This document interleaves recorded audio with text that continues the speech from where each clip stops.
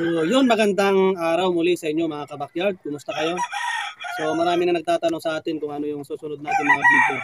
So mga kabakyard, ito yung continuation ng ating 21 days mga kabakyard. At alam nyo na yan kung ano yung tinutukoy ko. So nagtapos tayo sa 10 days. No? Ito yung pagkakataon na magkakaroon kayo ng mga idea at mga konting kalaman. So inuulit ko, nagtatapos tayo sa 10 days mga kabakyard. At siyempre meron pang natitirang 11 days. No? So bago yun mga kabakyard, shout out sa lahat ng bago at sa lahat ng luma dito sa ating YouTube channel mga kabakyard. Kumusta kayo? At kumusta po ang mga naging resulta ng inyong mga alaga? No? So magandang araw kung araw nyo mapapanood tong video. Kung gabi naman, magandang gabi mga kabakyard. So umpisa na natin agad, wala nang paligoy-ligoy mga kabakyard. So mag-uumpisa tayo sa 11 days kasi tapos na tayo doon sa 10 days. Kung ano ba yung ginagawa nating exercise dyan. Actually, sa 11 days, wala na po tayong ginagawang exercise dyan sa pang 11 na araw. So, nasa gitna na po tayo, nasa gitna. So, dyan natin ginagawa yung pagpupurga, bacterial flushing at ligo, mga kabakyard. So, dapat maaga po kayo magpurga, mga kabakyard. Alas 6 o alas 4, alas 5 tayo magpurga. Alas 4, pagdating ng alas 6 mga kabakyard, bacterial flushing. After natin magpakain, isa tayo magpapaligo. So walang stress mga kabakyard, walang fasting na ginawa. So hindi nagutom yung ating alaga. So dahil madaling araw tayo nagpupurga. Dapat mga alas 4 mga kabakyard kung kaya nyo. Pwede naman alas 5. Then alas 6 mag-bacterial flushing kayo. After nyo magpakain mga kabakyard, paligo na. Okay? So, after noon mga kabakyard, lagay nyo lang sa limber hanggang sa matuyo, then ibalik nyo po sa kanyang TP. So, rest.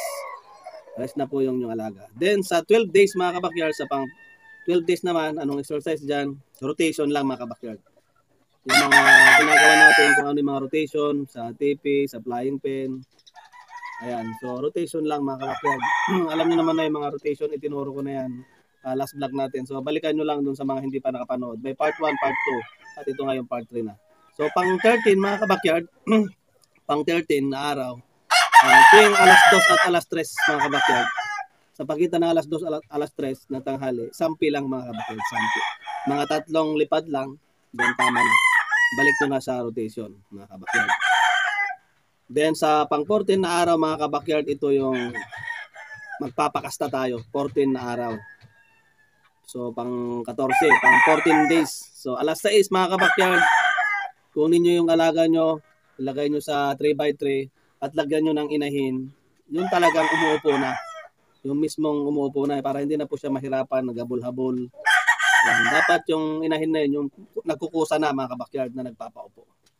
Ayan, so, bakit natin ginagawa yan? Isa po yan sa ating activity talaga. Para po maiwasan natin yung paggiri ng ating mga alaga. So sa 15 days mga kabakyard, yun, rotation ulit. Yan, paki-take note. Rotation ulit ang gagawin natin. And then sa 16 days, meron tayong gagawin dito yung kahig sampi bitaw. Ito na yung pinakalas mga kabakyard. Kahig sampi bitaw. Nasa sa inyo kung ilang buckle, 2 hanggang 3 lang dapat mga kabakyard. So kahig sampi bitaw. Ito na yung last na bitaw niya, yung 16 days mga kabakyard. Okay, so itinuro ko na natin last yan. Alam nyo na yan kung anong gagawin nyo dyan. Kahig, sampi, bitaw mga kabakyard. Then sa 17 days mga kabakyard, wala tayong ibang gagawin dyan. Kundi rotation lang. Then ilagay natin sa TP. At doon natin siya papatulugin para siya ay mahamugan. No?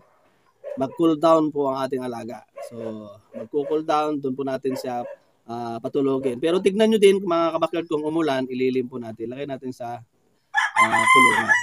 Pero ang dapat natin gawin, dapat mahamugan siya, doon siya matulog. Kaya obserbahan nyo, kung umulan, gumising kayo at itago nyo yung alaga nyo mga kabakyard.